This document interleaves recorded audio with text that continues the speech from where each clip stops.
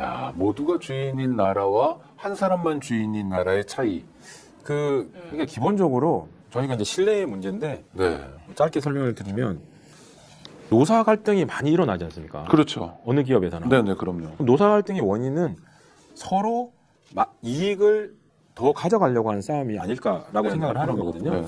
근데 기업의 오너나 경영주 입장에서는 적게 줘야지 많이 남는다.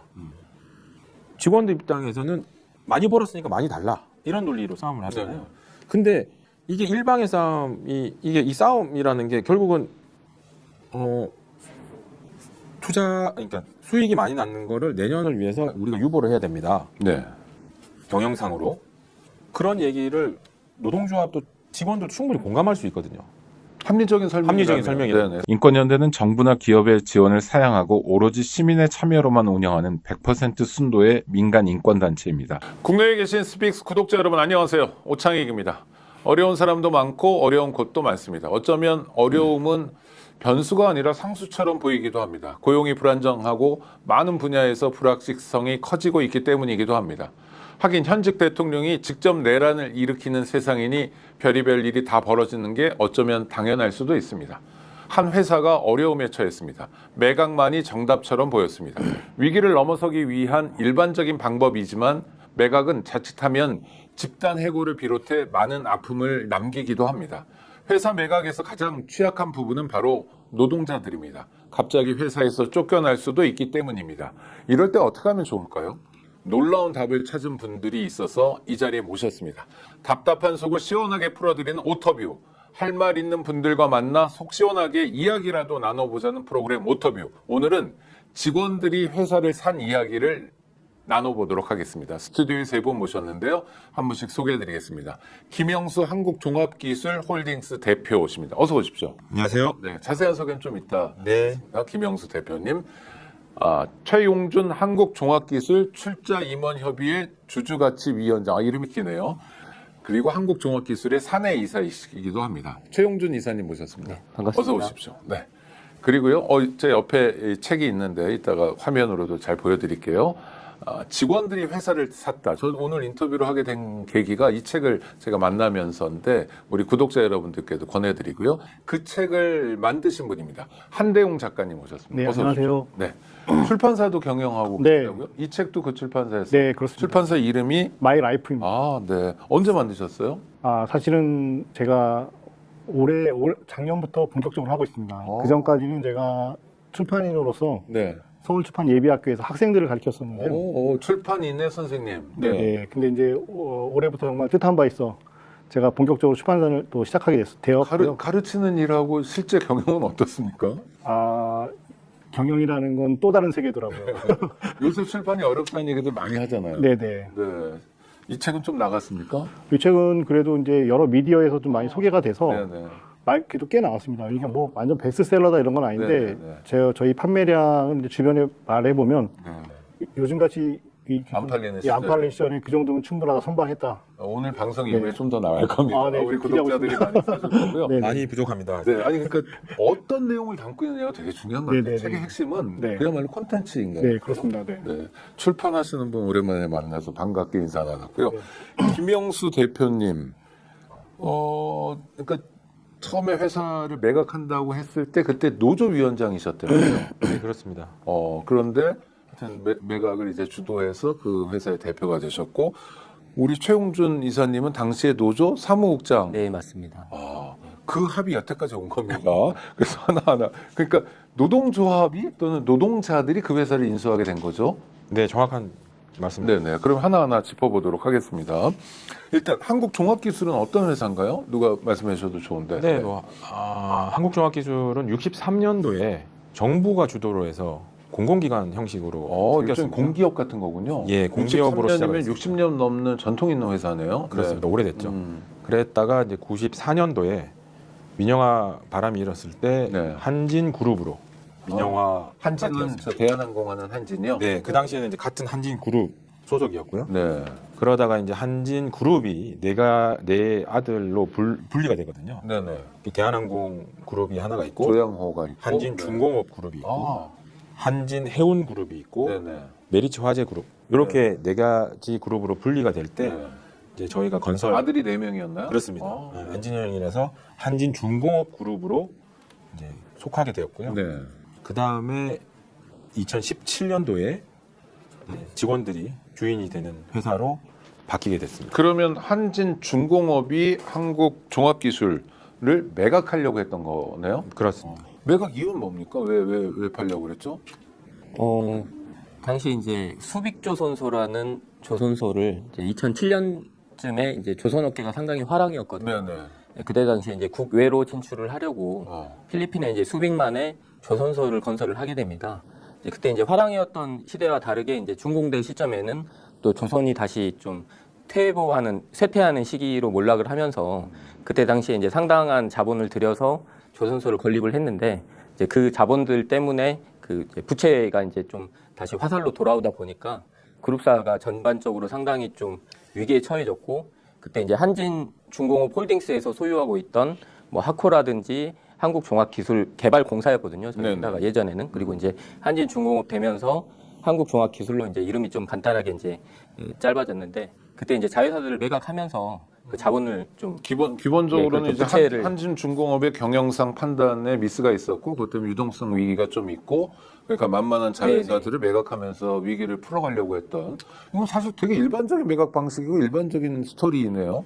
그렇습니다. 여기까지는, 이게 네. 저희가 이제 상황을 살펴보면은 2006년도에 그룹 계열 분리가 완벽하게 된 상황이거든요. 그래서 네네. 2006년도에 새로운 CI를 만들고 그게 한진중공업 그룹이 본격적인 이제 그룹 체제를 갖추는 상황이었는데 그때 이제 주장을 했는 게 빅싱크라는 운동, 활동 이런 걸 통해 가지고 좀 새롭게 뭔가를 도전하고 준비를 했던 것 같고요. 그룹 차원에서. 네. 그게 이제 수빅의 큰 부지가 넓은 조선소를 짓자가 시작된 거였죠.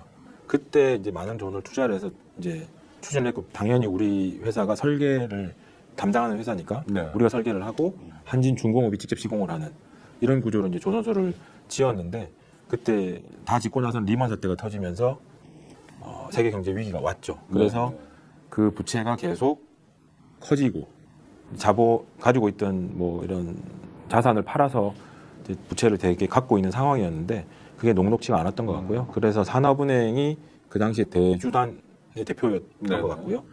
그래서 이제 계열사를 매각을 해서라도 빨리빨리 채권을 회수하려고 하는 그런 움직임이 있었던 거고.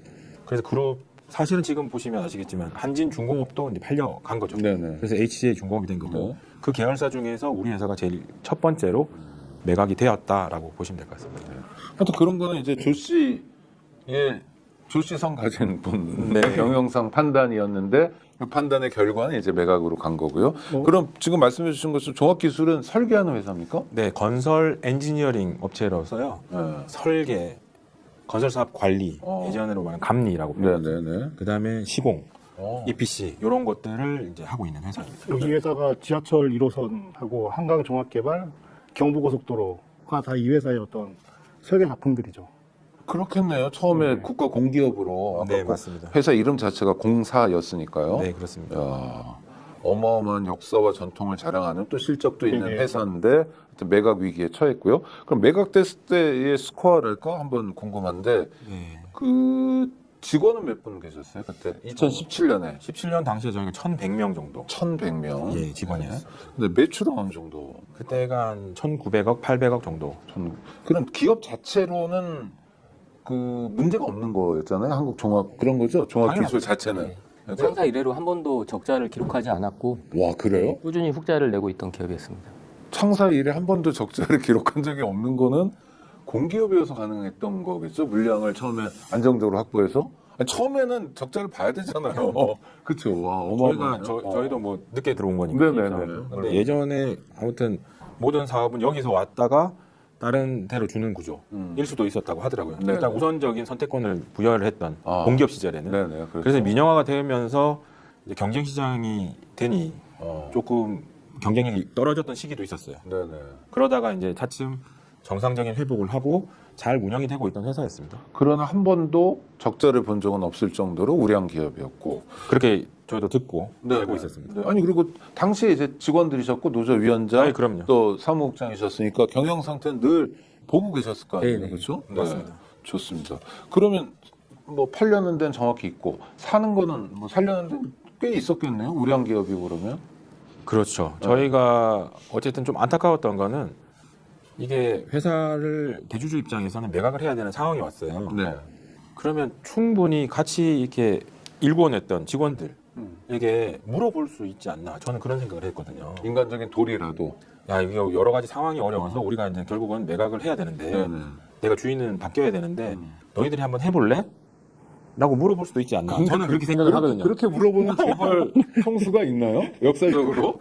그래서 저는 좀 그렇게 이 문화를 바꿔야 된다고 생각을 해요. 왜냐면은 아니 그러니까 당시 노조위원장님은 네. 그러니까 조 씨 일가의 그 구성원인 누가 묻지도 않고 매각을 하려는 것이 되게 기분 나쁘셨군요. 일단은 기분 나빴다기보다는 이 가치를 함께 일구었던 사람들에 대한 예의는 지켜야 되지 않나 이렇게 생각을 했고 예. 그게 결국은 내 소유 최대 주주이지만 네. 결국은 이거를 일구어낸 건 함께 일구어냈다고 인정을 받아야 된다고 생각을 했고 그러니까 내가 갑자기 매각을 해야 되는 상황이 왔다라고 하면은 사실은 내부적으로 알려줘야 되는 거고 그랬을 때 내부인들이 우리가 사는 게 좋겠다라고 결정했을 때 우선권을 줘야 된다라는 네. 생각이 있었는데 저희가 그런 소문이 있어가지고 질의를 했거든요. 근데 알려주지 않더라고요. 예, 왜냐하면 매각 주관사가 정해져서 그 IM 자료나 티저를 다 관련된 관심이 있는 기업들에게 뿌리는 상황. 네네. 그러면 그런 그쪽에서 상황이죠. 거꾸로 들으신 거네요? 노조에서는? 사실은 외부에서 들은 거죠. 그러니까. 예, 네. 회사에서는 하려고 확인을 안 해줬습니다. 그렇습니다. 네. 그래서 이제 저희가 주식시장이 저희가 상장이 돼 있다 보니 그 질의가 풍문에 대한 질의가 할 수 있는 게 있어가 조회 공시 네. 같은 게 할 수 있어 풍문 조회에 대한 게 있어가지고 아무튼 매각 주관사 선정됐고 계획이다 이렇게 알게 됐고 그래서 그 이후에 본격적으로 이거는 우리가 사는 게 좋겠다.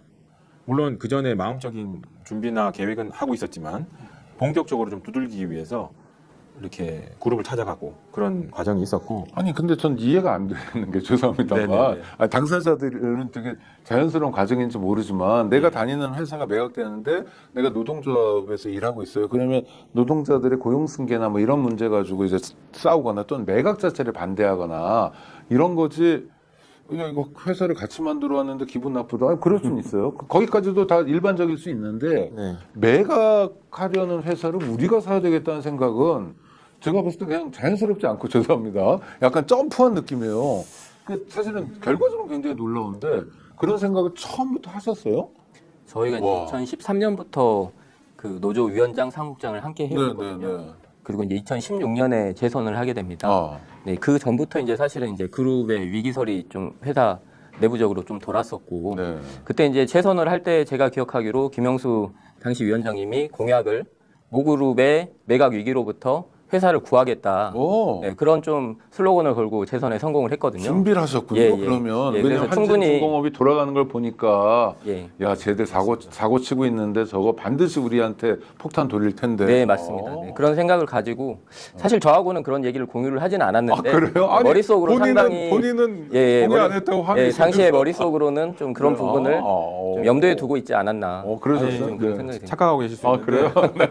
네, 일정 부분 공유는 당연히 한 거고요. 네네. 그 결심에 대한 내용은 좀 다른데 저희가 16년도에 그 그룹이 자율협약을 들어갔어요. 네. 2016년도 3월에 그 돌아오는 부채를 못 갚아가지고 자율협약 체결을 했거든요. 그래서 자율협약이나 워컷이 들어갔던 기업들이 과연 어느 정도 잘 회생해서 돌아올 거냐. 그게 되게 회의적인 시각이 있었던 거죠. 그래서 16년부터 저희가 좀 준비를 해야 된다라고 생각을 했고, 그래서 그룹 전반에 대한 경영 상태를 좀 우리 노동조합원들에게 알려주기 위해서 16년 하반기에 그런 관련된 설명회도 준비를 했었고요. 네. 그리고 이 노동조합 활동을 하다 보니 주위에 M&A 된 사례들이 많이 있거든요. 네네. 근데 정말 좋은 조건으로 M&A가 돼서 회사가 더 좋아졌다라는 곳보다 그렇지 않은 곳이 거의 대부분이더라고요. 그렇죠. 네. 일단은 단기 자본 들어와서 그만큼을 회가려고 하다 보니 법인 자체에 문제가 생기는 거고 네. 그걸 또 정상화를 시키려고 하다 보니 노동자들에 대한 처우 개선이 안 되는 거고 고용 보장도 마찬가지고 네. 이런 악순환이 되는 사례들이 워낙 많아가지고 저희가 곰곰이 생각을 해보면 사실 이제 건설 엔지니어링을 한다는 게 장치 산업이 아니다 보니 직원 의 숫자가 많고 매출이나 자산 규모는 상대적으로 작은 편이거든요. 그렇죠. 인적 자원이 중요한 그렇습니다. 거니까. 예. 그래서 이 인적 자원이 사실은 어떤 제품을 생산하는 라인이랑 똑같은 거지 않습니까? 그러니까 이 인적 자원이 잘 유지가 되어야지 회사도 잘 돌아갈 거고 네. 인원이 많으니까 함께 분담해야 될 금액도 떨어질 수 있고 충분히 해볼 만하다라는 생각을 갖고 있었고 아니 그러니까 두 분은 같은 편이시니까 제가 작가님하고 좀 네. 아니 근데 이게 그러니까 내부에서는 그런 생각 네. 근데 그런 생각 자체가 사실 신기한 대목 아닌가요? 저도 그래서 이제 처음에 김영수 대표하고 최용준 사무국장 인터뷰할 때 네. 그게 궁금했어요. 네. 두 사람은 도대체 뭔 생각으로 그러니까 이 심리적인 동기부여가 됐을까라고 했는데 좀 전에 이제 김영수 대표님하고 두 분이 말한 것도 있지만 저는 보니까 이제 김영수 대표님하고 좀 얘기를 해보면 김영수 대표님이 그 전에 이제 아까 좀 전에 얘기했지만 그 M&A 사례들을 많이 봤던 것 같아요. 네네. 그건 확실하게. 그래서 그게 결국은 저도 저 같은 사람이 보기에도 M&A에서 잘 된 곳이 하나도 없었거든요. 그것도 있었고 또 하나는 제가 이제 그 여기 사만 엔지니어링이라고 김영수 대표님이 아시는 이제 노조위원장님이 계시는데 네네.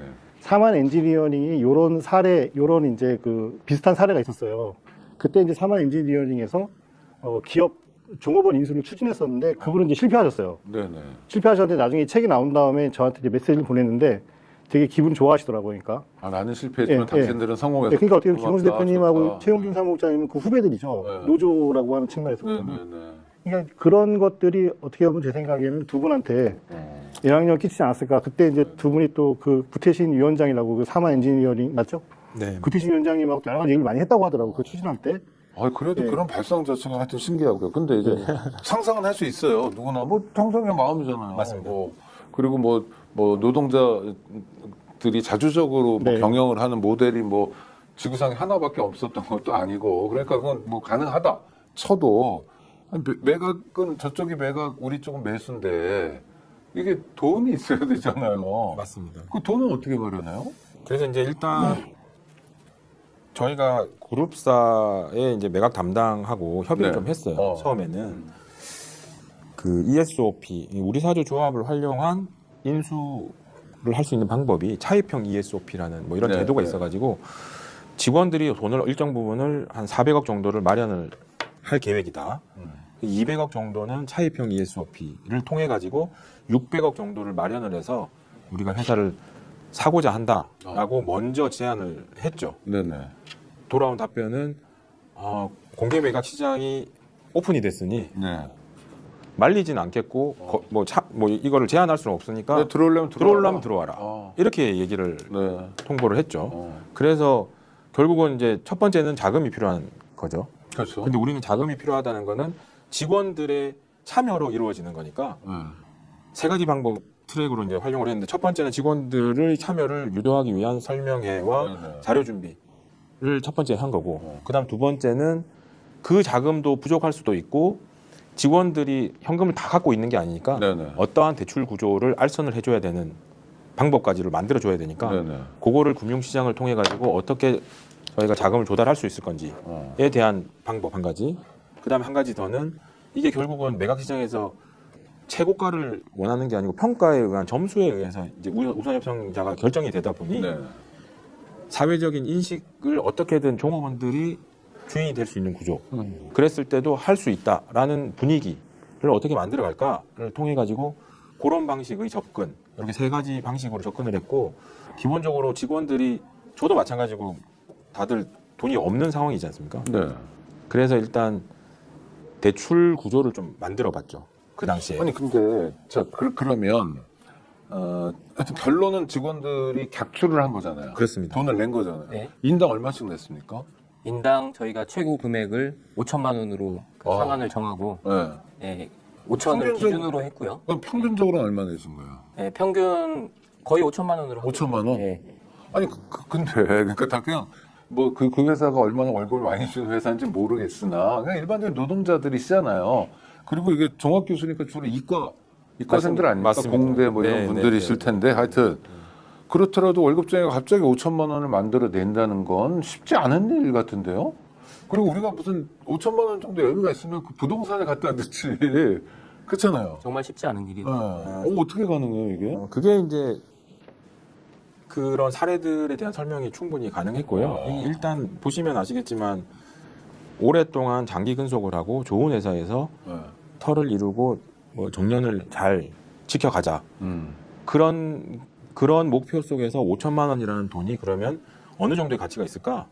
주식을 투자를 해서 수익이 날 수도 있고 까질 수도 있겠죠. 네네. 근데 이 우리 회사를 지키기 위한 자금이 5천이 필요하다라고 했을 때 많은 임직원들이 다 동의를 해주셨고. 아니 근데 그 동의가 네. 그러니까 막말로 내가 하면 동의할 수 있을 것 같은데 당신이 하면 어떻게 동의하냐부터 해가지고 아니 사람 복잡한 존재잖아요. 맞습니다. 그렇잖아요. 5천을 낸다는 게 저 냈던 거를 자기도 날리고 나중에 고용 문제도 뭐 엉망이 될 수도 있고 리스크만 생각하면 되게 여러 가지가 있잖아요. 그걸 네. 그래서 5천만 원씩 낸 사람이 몇 명이에요? 직원들 중에? 다는 아닐 것 같긴 하죠. 저희가 사실 이제 의향서라는 걸 받았어요. 네네. 처음에. 어. 자, 이거 이렇게 한번 해보자. 네네. 라고 했을 때 의향서를 모았을 때 한 920장 정도가 모였어요. 와. 전체 직원이 아까 1,100명 1,100명 정도가 됐는데 920장 정도가 모였고 어마어마하네요. 그거를 바탕으로 사실은 이제 우선협상자가 되기까지는 네. 결국은 우리가 어떻게 돈을 마련하고 잔고 증명이 없으니까. 네네. 다른 기업들은 다 잔고 증명을 냈단 말이에요. 네. 없어가지고 서울보증보험을 활용한 보증서를 발급을 받고 담보대출을 하는 네. 이런 이제 프로세스를 짰어요. 아니, 저희가. 그것도 종잣돈이 있어야 되잖아요. 5천 곱하기 뭐라든지 그렇잖아요. 아닙니다. 아니. 그건 직원 개인이 대출을 받는 구조의 네네. 보증서를 활용한 아. 대출. 그 금액을 저희가 900명 곱하기 5천만 원 해가지고 450억. 네네. 미니멈 한 400억 정도의 네네. 레인지를 갖고 생각을 했고 그 부족한 부분은 주식을 인수한 다음에 그 주식을 담보로 해서 대출을 일정 부분을 받고. 받겠다. 네. 이런 플랜을 짜고 이제 시도를 했던 거고요. 그러니까 개개인 920명 개개인이 네. 내가 5천만 원씩 내겠다는 결단이 그렇죠. 없으면 불가능한 프로젝트잖아요. 그게 제일 우선적인 앞단이 필요한 거고 그 의향서가 920분 정도가 모였고 실제로 이제 자금을 출자하는 화격서를 제출하고 출자하는 시기가 됐을 때 네.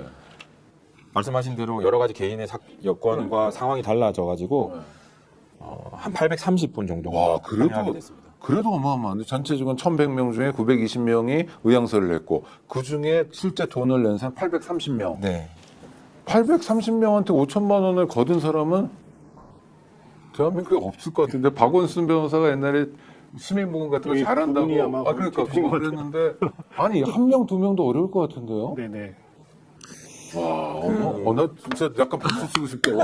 아니 그게 하신 분들은 쭉 과정이 있었으니까 그렇겠지만 밖에서 이렇게 문득 작가님 그러지 않으세요? 문득 네, 저도 보면 놀랐습니다. 830명이 네, 저도 그게 처음에 다 다를 거 아니에요. 뭐 무슨 정치 성향, 네, 뭐 네. 남녀 네. 남자가 많겠지만 공대니까 그다음에 고향, 뭐 성격, 뭐 다 그럴 텐데. 저는 그래서 뭔 생각이 들었냐면 좀 제가 추가해도 될까요? 그럼요. 네. 일단 이제 두 분이 노조 활동을 하셨는데 노조 활동을 되게 열심히 하셨다 이 생각이 들었어요. 네. 그래서 두 분의 신뢰도가 두 분만이 아니라 그 당시 한종 노조가 전체 직원들한테 신뢰도가 있었다. 그리고 또 한종의 어떠한 역사를 봤을 때 그 한종 노조가 제가 알기로 89년인가 만들어졌는데 네. 그때부터 어떤 노조적인 전통이 있어가지고 그 노조에 대한 신뢰도가 상당히 높았던 것 같아요. 그런 것도 있었던 것 같고 그런 상태에서 이제 두 분이 중심이 돼서 이렇게 인수를 해야 되는 어떤 당위성. 왜냐하면 매각을 가면 결국에는 매각은 다 꽝이잖아요. 네. 매각으로 하면 다 꽝인다는 걸 이제 직원들도 대충 다 인지를 했을 것 같고 제 생각에는 네네. 그런 상태에서 이제 그 5천만 원이라고 하는 비용이 그분들의 어떠한 개인의 그 어쨌든 뭐 재테크 측면이라고 해야 되나 그런 어쨌든 그런 측면 뭐 자기 어떤 급여라는 측면 그래서 장기적으로 이걸 계산해봤을 때 5천만 원을 내가 보증보험 통해서 대출을 받았을 때 그것이 어떻게 보면 약간 투자라는 개념으로 생각해봐도 나쁘지 않다 이 생각도 했던 것 아니, 같아요. 그건 전 그렇게 생각할 수 있는데 실제로 5천을 내야 되는 상황은 네네. 저는 별의별 생각이 다 네네. 들더라는 그렇죠, 거죠. 그렇죠. 이 회사가 여태까지는 한 번도 적자를 안 볼 정도로 성공적인 네네. 기업이었는데 앞으로도 그럴 건지 또 시장 여건에서 노동자가 주인인 회사를 네. 다른 회사들은 또 어떤 대접을 할지 우리가 우리 실력으로만 버틸 수 있을지 그 의문을 제기하다 보면 네. 앉은 자리에서 수천 개의 의문이 튀어나올 것 같고 맞습니다. 네. 그다음에 소유 구조는 어떡하지?부터 해가지고 와 이게 신뢰라는 두 글자가 답이긴 할 텐데 어마어마한 역사 같은데요. 네, 그래서 그 뒷부분에 책을 읽어보시면 네네. 그 뒷부분에도 드라마 같은 부분들이 되게 많이 있어요.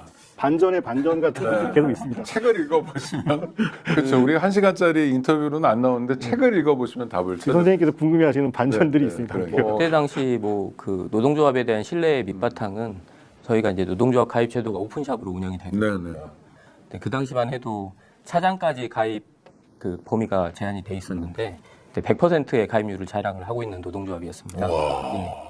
그리고 아까 아니 설명드렸듯이 노조가 정말 꿀 발라주네요. 그 100%가 어려운데요? 네 그런 노동조합이 사실 그 오픈샵 제도에서는 상당히 기대하기 힘들거든요. 없어요. 한겨레도 노조 뻑하면 탈퇴하고요.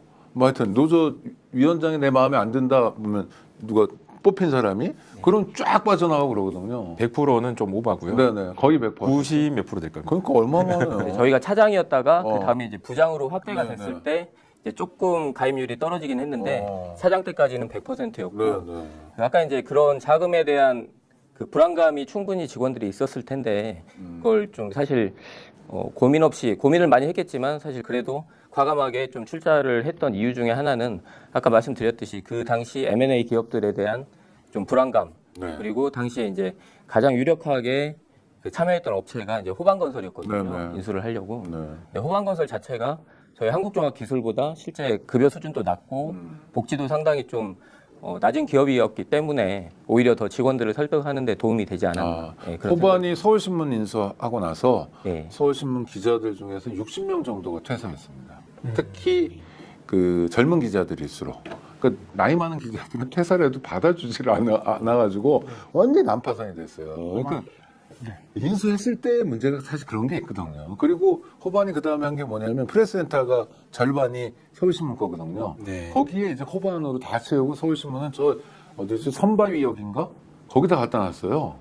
편집국을. 저희도 그런 좀 부담에 대한 아니 그러니까 만약 호반이 인수했으면 똑같이 했을 네, 겁니다. 맞습니다. 더하면 더하지 덜하지 않았을 거예요. 네, 인사권으로 연맥이는 것도 얼마든지 가능하고. 그 아무튼 뭐 경쟁 뭐 이렇게 인수를 희망했던 경쟁 기업에 대한 뭐 걱정도 있었겠지만 네. 기본적으로 우리 임직원들이 애사심이 아주 높았고요. 그러네요. 장기 근속이 많으셔가지고 이 회사를 사랑하는 마음이 되게 컸습니다. 그래서 그런 부분들이 충분히 우리가 주인이 돼서도 할 수 있다. 저희가 이제 기술 영업을 통해서 네네. 수주를 해오고 공공 입찰 시장에서의 점유율을 갖고 기본 베이스를 갖고 하는 기업이다 보니 사실은 오너에 대한 경영 철학과 경영 방침 어떤 결정이 이렇게 중요하다고 생각을 못하는 기업 중에 하나였거든요. 네, 네. 그러니까 오너가 없다면 오히려 우리끼리 하더라도 잘할 수 있을 거라는 생각을 많은 분들이 갖고 계셨을 거고요. 아니, 그리고 역사적인 산물이니까 왜냐면 한진그룹으로 가는 게 63년부터 한 30년의 역사가 있었고 맞습니다. 거기서부터 17년까지니까 또 뭐 그만큼의 역사가 반반으로 나눠지니까 네네네. 좋습니다. 그래도 하여튼 노동조합이 어마어마한 일을 하신 건데 자, 회사를 인수하셨어요. 네. 산 넘고 물 건너서 네. 그게 2017년 12월이라고 예, 저희가 네. 2017년 3월쯤에 인지를 하게 됐어요. 네, 네. 그래서 이제 예비 입찰, 본 입찰을 6월 달까지 진행을 했고, 그래서 8월 16일로 기억하는데, 8월 16일 날 우선 협상 대상자로 지정이 됐어요. 네, 네. 그 당시에 저희는 우리 사주 조합으로 인수를 하려고 했단 네. 말이거든요. 그래서 우리 사주 조합 이름으로 우선 협상 대상자를 받았고, 그 이후부터 본격적으로 지배 구조를 어떻게 짤 건지, 그 다음에 자금을 모아서 이제 만들어 가야 되는 것들, 그런 것들을 과정에서 12월 14일 날 잔금을 최종적으로 네. 치고 인수가 완료가 된 상황입니다. 근데 사실 인수가 창업보다 한 20배 어려울 것 같은데 차라리 회사를 하나 만드는 게 빠르고 낫지. 그렇잖아요. 맞습니다. 그러니까 그 안에서 경영진하고 또 갈등도 있고요. 네네. 복잡한 게 되게 많으시더라고요. 자, 그럼 이제 2018년부터는 그야말로 노동자들이 직원들이 회사를 사서 이제 경영하기 시작할 텐데 그다음 지금까지 몇 년 해오셨잖아요. 올해가 이제 8년. 네네. 성적은 어떻습니까? 죄송합니다만. 예, 기본적으로 이 기업이라고 하면은 네. 매출이 저희가 24년도에 거의 4천억의 매출을 올렸거든요. 잠깐만요. 2배가 뛰었다고 보시면 됩니다. 1,900억이었던 회사가 4천억으로 늘었다고요? 네. 기적인데요? 뭐 저희는 그렇게 생각하지 않지만 아무튼. 아니 성적으로 그렇잖아요. 네. 아니 기업의 목적은 돈 버는 건데 뭐 사회적 참여나 기여야 그렇다 치고 그냥 하는 말이고 실제는 돈인데 네. 매출 1,900억 회사가 노동자가 인수한 다음에 4천억으로 2배 이상 뛰었다. 예, 거의 2배에 육박했습니다. 그럼 올해도 4천억 이상 나오겠네요? 예, 올해 4천억이 넘어갈 것 같습니다. 나 참. 아니, 진짜, 아니, 구독자 여러분 안 그래요? 이거, 그 비결이 뭡니까, 그럼? 비결은 뭐 뭐 주인의식이라고 봐야죠. 예. 그게 가장 크다고 생각을 하고요. 국민들이 내란 막은 거랑 비슷한 거네요. 내가 이 나라의 주인이다라고 하면 쿠데타가 일어나도 진압을 해버리고. 그리고 이제 인수 후에 오히려 더 직원들이 좀 더 사회적 기업으로 거듭나야겠다. 와. 좀 그런 생각을 갖게 됐고 와. 저희가 매출이 신장된 데 비해 또 인력도 인수 전에 1,100명이던 인원이 네. 지금은 약 1,900명 이상, 와. 2,000명에 육박하는 기업으로 성장을 했습니다. 어마어마하네요. 구독자 여러분. 1,100명 직원들이 노동자가 주인이 된 다음에 인력이 늘어서 1,900명까지. 1,900억 원이던 매출이 불과 몇 년 사이에 2배 이상 뛰어서 4천억까지. 야, 이런 기적이 가능하군요. 네, 뭐 중간에 우여곡절이 있긴 했지만 기본적으로 법인의 자산 규모도 늘어났고요. 네. 직원들의 급여 수준도 올라갔고요. 그렇죠. 네. 그리고 직원은 직원의 800명 숫자도 많이 늘었고요. 그러니까요. 결국은 모두가 다 윈윈이 되는 구조가 지금까지는 이어지고 있는 겁니다. 근데 두 분은 행복하시겠네요. 아니 뭐 책임감 이런 거 말고 일단은 지금까지 네. 스코어는 뭐 어마어마한데요. 사실은 뭐 인수 이후에 상당히 움츠려드는 시기도 있었는데 네네. 지금이 이제 8년이 지나가고 있는 시점이거든요. 만 8년이거든요. 충분히 이제 좀 홍보해볼 만 하겠다라는 생각이 들었습니다. 책을 낸 계기도 그런 건데 충분히 우리가 지속적으로 안정적으로 이런 시스템과 제도를 잘 유지해서 회사 기업이 잘 영속할 수 있겠구나라는 확신이 좀 들었고요. 그리고 새롭게 신입 사원들, 경력직 사원분들이 다 모여서 참여를 하고 있잖아요. 네네. 그분들에게도 이 제도가 얼마나 좋은지 그리고 이 제도 속에서 잘 이끌어서 또 후배들에게 이런 좋은 제도가 정착되어 있는 기업을 유지시켜 주자라는 것들을 인식을 또 하기 위해서 책을 근데 쓴 중에 하나. 우리 대표님 김영수 대표님은 그 뭐 학교의 전공 이런 게 크게 중요하진 않지만 그래도 뭘 전공하셨어요? 네, 우리 건설 엔지니어링을 하는 대부분의 네. 직원분들이 토목공학을 전공한 토목공학. 분들이 대부분입니다. 저도 마찬가지로 토목공학. 예전에 그 학교 다닐 때 토목공학과 친구들 보면은 그냥 정말 거칠 느낌 뭐 이런 느낌인데 네, 네. 이사님은 전공 저도 마찬가지로 토목공학 전공. 대부분 토목공학 네, 대부분 토목공학이고 이제 뭐 기계, 전기, 예, 그리고 환경 그렇게 구성이 되어 있습니다. 야, 그러니까 사실 경영 이런 거 하고는 전혀 관계 없는 분들이 참 신기합니다. 그런데요. 그러면 지금 회사의 그러니까 구조는 어떻게 설계를 하셨어요? 그 다음에 이제 진짜 노동자가 인수한 것까지는 좋은데 그 다음에 경영 구조는 어떻게 만들어 가셨어요? 사실은 이제 대도로라 생각을 해보면은 인수를 하는 것보다 그 후단이 더 힘들었다고 생각될 정도인데요. 기본적으로 이제 우역을 받을 때까지는 우리사주조합과 노동조합이라는 이름을 갖고 저희가 활동을 했었거든요. 네네. 그때까지만 해도 참여 의사는 높았지만 실제로 이게 과연 될까? 네. 라는 생각도 들고 네네. 안 되더라도 이제 참여는 해주자. 이 관심도가 좀 떨어졌다고 볼 수도 있죠. 사실은 네네. 이제 그렇죠. 몇 명이서 5천을 냈더라도 몇 명에서 끌고 가자. 5천을 내겠다라는 약속만 네. 한 상황이니까. 근데 이제 막상 진짜로 인수가 된다. 네. 그러면 나도 이제 참여해서 한마디를 해야지. 라고 다들 생각할 수 있는 거잖아요. 네네. 그래서 이제 그 거버넌스 짜는 게 제일 중요했고 예, 신뢰는 우리 집단지성, 우리 임직원들의 수준이 높기 때문에 직원들 누구나 하더라도 할 수 있다. 그런 생각을 해서 저희가 TF를 구성을 했습니다. 그러니까 이제 회사가 이런 겁니까? 한국종합기술이 있고 네. 그거의 지배회사로서 홀딩스를 만든 거예요? 네. 그럼 홀딩스는 누구 거예요? 우리 소유 구조를 네. 설명을 드리면은 원래 당초에 우리사주 조합으로 인수를 하려고 했는데 여러 가지의 자금적인 거나 금융 이슈 때문에 불가능해졌어요. 네. 우리사주 조합은 대주주 성격을 가질 수도 없고 개인에게 다 뿌려지니까 개인권 프리미엄을 얹은 주식을 사왔는데 나중에 개인이 그냥 사고 팔고 해버리면 새로운 대주주가 나타날 수 있는 상황이 있고 여러 가지 불편함이 있어서 방어도 안 되고 그래서 이제 그 당시에 긴급하게 할 수 있었던 게 홀딩스라는 법인을 만드는 거였습니다. 그래서 홀딩스라는 법인을 만들고 이 홀딩스라는 법인이 한국종합기술의 주식 53%를 갖게 되는 네네. 이런 구조였고 그 다음에 홀딩스의 주식 100%를 KCC 엔지니어 협동조합이라는 곳이 갖고 있게. 아. 그래서 출자한 임직원들 KCC는 한국종합기술을 줄인 겁니다. 맞습니다. 네. 그래서 출자한 임직원들이 KCC 엔지니어 협동조합의 조합원이 되는 구조로 소유 구조를 구성을 했던 겁니다. 그럼 그 협동조합은 의사결정 구조가 어떻게 돼요? 이사장이 있고 뭐 그럴 거 아닙니까? 네. 그래서 저희가 이게 대한민국의 축소판처럼 만들어 놨거든요. 그게 이제 TF에서 잘 짜주셨는데 네. 결론적으로는 우리 출자 임직원 협의회 우리끼리 돈 낸 사람들끼리의 규약을 만들었어요. 약속. 네네. 그렇게 해서 40인의 이사를 선거를 통해서 뽑게 돼 있습니다. 그러니까 830명 돈 낸 사람들이 네. 이 중에 40명의 이사. 그러면 그 KCC 협동조합, 한국종합기술 협동조합은 40명의 이사를 두고 있는 거네요. 아, 이거 좀 복잡한데 네네. 국회의원 같은 정확하게 말씀을 드리면 이 40인의 이사는 등기가 되지 않은 이사야. 그러니까 네네. 출자 임직원 협의회 우리끼리의 개인적인 형태의 이사를 40명을 선출을 하고요. 네. 그 선출 구조는 지역 저희가 말하면 부서별로 출자 인원수에 비례해 가지고 이사 수가 정해집니다.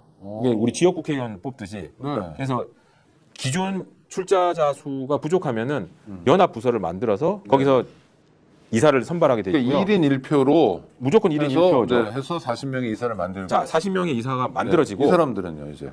이분들과 네. 이분들은 다 해당 부서의 출마와 투표를 통해서 만들어지는 네네. 거고 그 다음에 전국 단위라고 표현하면은 지금 이제 최용준 위원장님이 이제 이사로 하는 게 있는 거랑 똑같고 저도 마찬가지고 그 위원장급이라고 하는 4명의 또 분과위원장을 선발하는데 이거는 전체 투표를 통해서 뽑습니다. 와. 네. 그렇게 해서 이 협의회 이사회 총 40인이 구성이 되면 네. 그 중에 재정 및 운영위원장을 맡은 사람은 저는 홀딩 대표로 가게 돼 있고요. 네. 나머지 3명의 그 이사분들은 KCC의 사내 이사로 들어가게 돼 있고요. 어. 그다음에 일부 이제 40인 중에서 일부가 협동조합의 등기 이사로 가게 돼 있고 나머지 자회사의 등기 이사로 가게 돼 있고 이렇게 구성을 해놓고 네. 결국은 모든 의사결정 구조에서 등기 이사들이 의사결정을 개인별로 하지는 못하게 돼 있고 이 출자 임직원 협의회 규약이라는 규약에 속해 있는 40인의 이사회 그룹에서 이 사람들이 이사회 가서 행위를 할 의사결정을 만들어주는 겁니다. 네. 그러면 등기 이사회를 가서 그 의견을 피력하게 돼 있는. 결국은 그 40인 이사도 그렇고 또 다른 부문위원장이나 뭐 이런 분들도 그렇고 직원들의 선출로 뽑힌 분들이잖아요. 네, 맞습니다. 선출직인 맞습니다. 거고. 그러니까 한진중공업은 아버지한테 물려받은 회사인데 아버지한테 물려받은 회사의 경쟁력과 아니 뭐 잘하는 데도 있어요. 어디는 뭐 선대보다 좀 아니, 기업을 그럼요. 키운 데도 있고 망한 데도 있지만 선출직 임직원이 있는 데하고의 경쟁력 어떻습니까? 보통 기업은 효율 같은 걸 많이 따지기 때문에 민주적으로 운영하면 안 된다. 민주주의는 퇴근하고 가야지. 회사 안에서 무슨 민주주의냐. 아, 이게 상식 아닌가요? 네, 그렇죠. 네. 저는 이런 생각을 좀 했었거든요. 똑같은 얘기시지만 사실은 사회에서는 민주주의를 다들 외치고 있지 않습니까? 그렇죠. 근데 기업으로 돌아오는 순간 그냥 군주제에 살고 있는 거랑 동일을 하지 않습니까? 현재. 네네.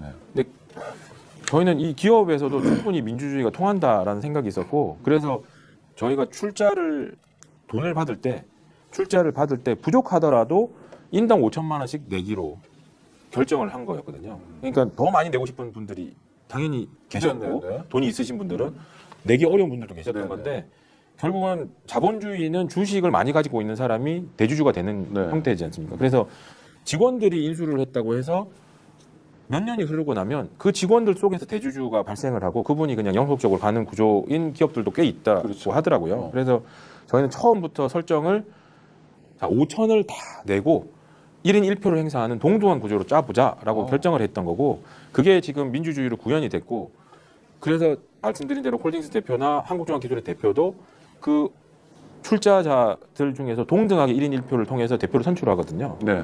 근데 여기서 아까 말씀드린 대로 민주주의가 최선이냐? 최선이 아닐 수도 있는데 적용을 해보니 탑다운 형식으로 이거 합시다 라고 했을 때 직원들의 동의나 참여하는 여부, 그게 어떤 결과를 내는 거, 네네. 바텀업으로 하자. 어떤 게 결국은 더 큰 성과를 낼까? 제가 생각할 때는 바텀업이 훨씬 더 성과를 낼 수 있다고 보거든요. 네. 그거를 지금 한국종합기술이 보여주고 있다. 네, 저는 그렇게 생각하고요. 아니 생각만이 아니라 이 실적이 이러면은 뭐 인정할 수밖에. 와 그런데요 우리가 흔히 그러니까 아유 사공이 많으면 배가 산으로 가지 그게 이런 얘기 사실 많이 합니다. 왜냐면 민주주의라는 게 뭐 하여튼 도움은 되는 제도지만 민주주의 제도를 했으면 박정희식 그 산업화도 못했고 뭐 어쩔 수 이런 얘기들 신화처럼 하여튼 한국 사회에 있잖아요. 근데 의사결정을 그 많은 사람들이 함께 해야 되고, 물론 40인으로 줄여도 사실, 40인이 의사결정하는 회사가 어디 있습니까? 이런 건데. 제가 보기에는요. 네. 핵심은 소유와 경영을 분리를 했다라고 네, 생각을 하거든요. 네. 직원들이 출자를 했지만 경영은 선출되어 있는 사람이 경영을 하게 돼 있는 거고요. 네네. 선출된 사람이 의사결정을 모으게 돼 있는 상황입니다. 그런데 그 선출직은 임기가 있는 임기제 선출직이잖아요. 그렇습니다. 뭐 선출된 다음에 20년 이런 게 아니라. 맞습니다. 그러니까 당연히 그러니까 전 직원을 늘 의식할 수밖에 없고. 약간 인기 영합주의도 해야 되고 막 어쩌고 막 아니 그러니까 그런 걱정들을 보통 하잖아요 사람들이. 정치는 네. 돈을 벌어서, 그러니까 우리 국가적으로 보면은 돈을 벌어서 소비를 해야 되는 구조인데 이 돈을 버는 거는 세금으로 충당이 되는 거지 않습니까? 그 버는 거에 대한 고민은 잘 안 하시잖아요. 우리나라의 정치 구조적으로 보면. 정치인들이 그렇죠. 뭐 해야죠. 아니, 해야 되는데. 네, 네, 그렇죠, 그렇죠. 근데 이 기업은 네, 네, 완전 네. 다른 얘기라는 네, 말씀드리는 거죠. 네. 그러니까 인기 영합적인 공약이나 하겠다고 했을 때 직원들이 바라볼 때는 돈을 벌어야지 그것도 가능한 얘기인데 이분이 그럼 돈을 벌 수 있는 능력이 있을까? 그냥 퍼주기만 하면은 내 안정적인 정년을까지를 월급을 받고 생활해야 되는 이 법인이 흔들린다고 하면은 옳지 않은 결정이나 옳지 않은 의사결정을 하는 대표가 된다고 생각하는 거지 않습니까? 그러니까 이거는 우리가 일반적인 정치에서의 포퓰리즘 정책하고는 전혀 다른 네. 구조가 되더라라고 근데 생각이 그거는 들고요. 정말 직원들이 다 깨어 있어야 그러니까 일정한 수준이 돼야 아니 왜냐면 좋은 말인데 해줬다 하더라도 그거를 받아들이고 또 좀 기다리기도 하고 또 인수한 다음에 조금 잠깐 동안 어려우셨다고 그랬잖아요. 야 이거 보통 제가 그 롱런하고 우리 회사가 진짜로 잘 될 수 있겠다라고 생각했던 네. 그 계기가 하나 있었는데 네. 저희가 2년 차까지 적자가 지속되는 상황이었거든요. 네네. 그래서 아시겠지만 뭐 줄일 건 다 줄여보고 어떻게 흑자 전환을 할까? 그럴 때 A4지 아끼죠 보통 바보들은 사실 아니, 바보들은 그렇게 그런 하는 노력도 거지. 했죠. 저희도 네. 그런 노력도 했지만 결국은 인건비가 차지하는 포지션이 꽤 크다 보니 결단할 수밖에 없었던 게 임금을 반납을 하자라는 해야겠다. 우리가 결국은 주위에 아까 얘기하셨지만 소문이 기업을 직원들이 인수해서 망하겠지, 곧 망할 거야, 주인 없는 기업이 이거로 몰 거야, 이런 인식을 어쨌든 분명히 뭔가를 전환시킬 필요가 있는데 그 지표는 결국은 영업이익이 흑자로 전환되는 거를 해야 되는 거였는데 그럴 때 결국 할 수 있는 게 임금을 반납을 해보자. 그거를 다 모여가지고 토론을 한번 했었던 적이 있어요. 다라는 게 800명이요? 아니요, 직원들이 다 모이자고 해서 이제 지하의 강당에서 모였었는데 그때 한 300명 남짓 참여를 하셨던 것 같고요. 출장도 많고 우리 건설사업관리단이 다 현장에 계신 분들이 많아가지고 참석이 불가능했지만 그런데 그럼 300명의 토론이라는 게 가능합니까? 사실은 토론이라기보다는 일방적인 설명일 수 있죠. 그렇지만 무사계지는 자유롭게 하는 구조였고 그 과정 속에서 충분히 회사의 상황을 설명하고 내용을 공유하고 그래서 우리가 임금을 반납할 수밖에 없는 상황이고 이건 한번 해봐야겠다. 그래서 흑자 전환을 해야 될 것 같다. 이런 얘기를 했는데 그런 설명회가 있고 난 다음에 이제 출자자들 대상으로 투표를 했었거든요. 네. 그때 물론 욕을 많이 먹었지만 53%인가요? 6%인가요? 네, 동의를 55% 정도? 예, 그 정도. 와, 근데 50% 이상의 노동자들이 자기 임금을 깎자고 네. 반납이라는 게 임금 깎자는 네, 거잖아요. 맞습니다. 임금 받으려고 회사 다니는데 네, 그런 동의 이거 어디 교과서에 실어야 되겠는데요? 그런 동의가 이루어졌고 그래서 결국은 많이 벌면은 많이 쉐어하는 거고 못 벌면은 적게 가져갈 수 있는 구조다. 그러면 이 회사는 법인은 지속 가능하지 않을까라는 욕을 많이 먹었지만 희망적인 또 그런 계기가 있었던 그러니까 지나고 난 다음에 욕 많이 먹었다고 그러지만 당장 그때 그거를 헤쳐나가는 건 뭐 야, 어마어마하네. 하여튼 저는 뭐 제가 한국종합기술이라는 기업도 사실 모르고 전 사는 분야가 완전히 달라서 맞습니다. 그런데 진짜 박수를 보내고 싶은데 자 우리 저 한 작가님 네네. 이런 케이스 이건 네. 뭐 실험은 계속 되고 있고 뭐 네. 일종의 성과도 좀 네. 있고 한데 이거 한국 사회에 주는 교훈 같은 건 뭐가 있을까요? 일단 저는 제가 좀 쭉 조사 없이 좀 정리해 보자면 네. 첫 번째는 그 사람들이 이제 기업하면 오너가 잡아서 아까 얘기하셨지만 박정희 대통령식으로 영웅이 나타나서 이걸 확 잡아서 기업을 성장시킬 수 있다 뭐 이런 것들이 아직도 많이 있는데 사실은 많은 회사의 어떤 노동자들은 많은 준비가 돼 있다고 생각해요. 제가 한국종합기술의 어떤 분들을 뭐 이렇게 뭐 이분들도 사실은 평범하신 시민들이잖아요. 그렇죠. 평범하고 그렇지만 성실하신 시민들인데 다른 기업에도 그런 분들은 얼마든지 있거든요. 근데 그런 분들한테 기회만 주어진다면 사실은 충분히 이분들이 그 민주적 거버넌스를 만들어서 새로운 어떤 한국 사회의 새로운 성장 동력을 만들어낼 수 있다. 그다음에 한국 사회의 어떠한 정치에서의 어떤 민주주의만이 아니라 기업이라고 하는 부분에서도 새로운 민주주의를 만들어내서 한국 사회가 민주주의라고 하는 측면에서도 한 번 더 한 단계 뛰어 올라가 버릴 수 있는 그런 거라는 생각이 듭니다. 그런 두 가지 정도 생각이 일단 들고요. 그러니까 정치 민주화만이 아니라 우리가 네. 회사 민주화를 통해서도 성과를 낼 수 있다. 그 네네. 모델을 한국종합기술이 예, 그렇죠. 보여주고 있다. 그리고 그것이 한국 경제를 한 단계 업그레이드 시킬 수 있고 두 분은 네. 혹시 이재명 대통령을 만나셨나요? 아니요, 만난 적 한번 만나셔야 되겠는데요. 그래서 한국에 대한 꿈을 같이 그럼 이게 사용기업도 물론 처음에 공기업이었지만 사용기업도 이렇게 갔다가 노동자 지주회사랄까 이렇게 간 건데 그럼 지금 공기업도 사실은 뭐 기재부가 얼마 뭐 연금이 얼마 뭐 이렇게 다 구성돼 있잖아요.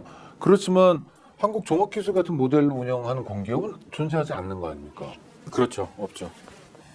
저는 굉장히 혁신적인 그리고 앞길을 이렇게 쫙 비춰주는 모델이 될 것 같은데요. YTN 같은데 지금 인수 문제가 뭐 그 법원에서 이제 제동이 걸렸는데 YTN 노동자들이 YTN을 직접 한번 경영해 볼 기회를 갖는다든지 물론 공짜는 아니고 5천만 원씩 내면서 아니 자본주의 야. 사회에서 공짜는 없죠. 그러니까요. 본인이 돈을 내어야지 네. 진짜 주인 의식도 생기고 아끼고 그렇게 되지 않을까 싶습니다.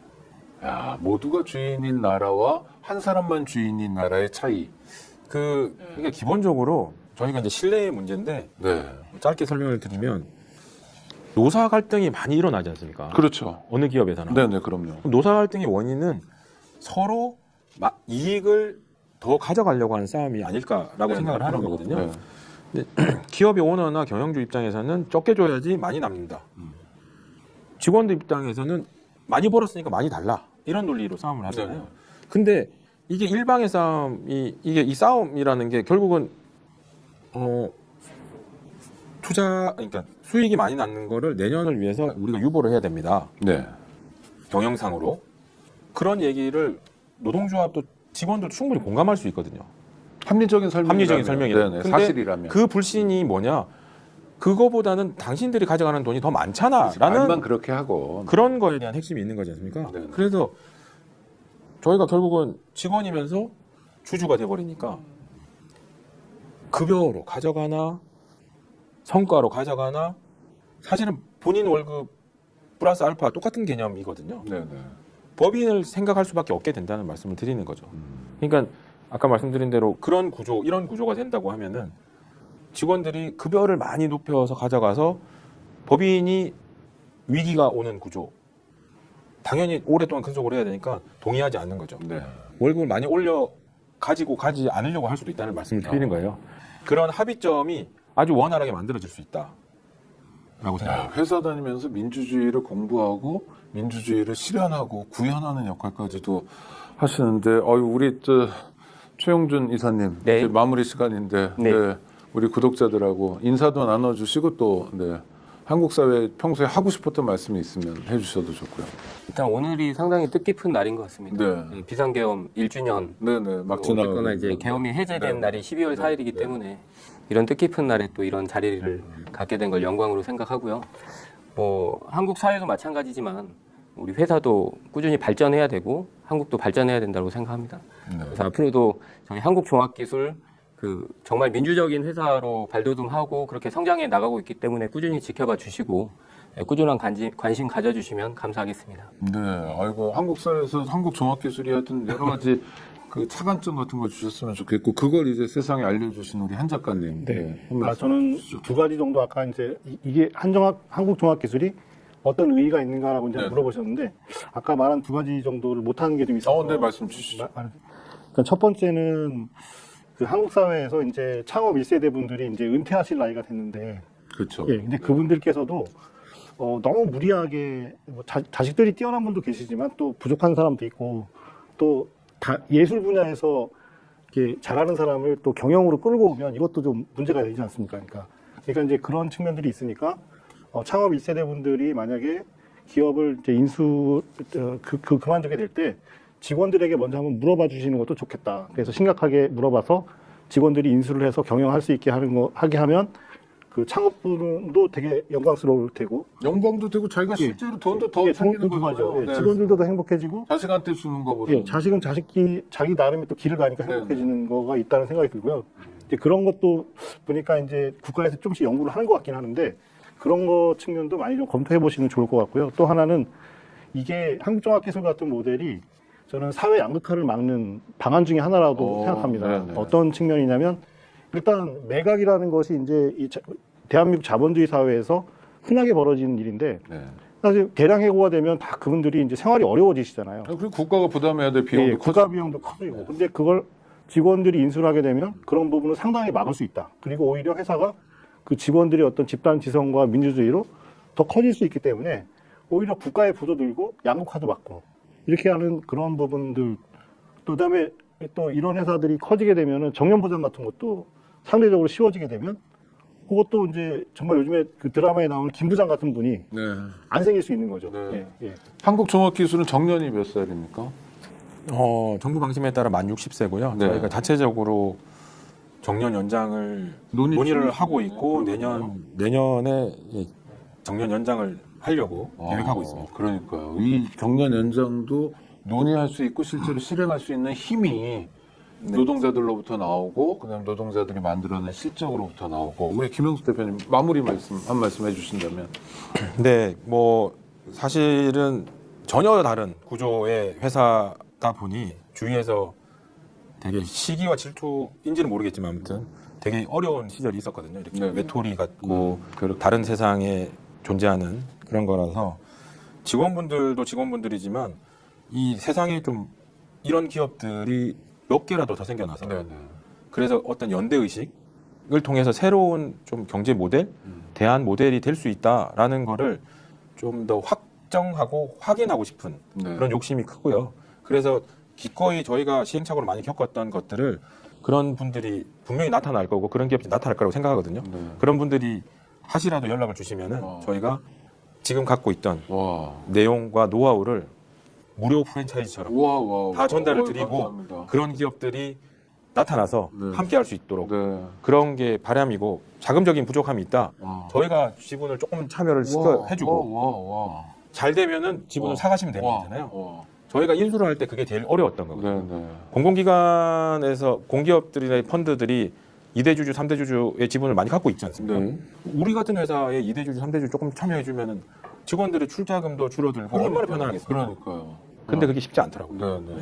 아니 그래서 이 방송 이재명 대통령이 보고 계실 것 같은데 너무 바쁘셔서 못 보시면 우리 대통령실에 있는 참모들이 조금 전달을 해주세요. 그래서 일단 뭐 대통령이 직접 이 책을 읽기는 힘드실 테지만 유튜브만 봐도 뭐 워낙 영민한 분이라 잘 아실 텐데 이 모델을 좀 살려나가자고요. 그래서 누이 좋고 매부 좋고 돈도 벌고 고용 안정도 유지하고 하여튼 할 수 있는 게 우리가 탄성을 지르고 박수 칠 일밖에 없는데 게다가 이 노하우를 여태까지 어떻게 이 세계를 만들어 왔는지를 나누겠다고 합니다.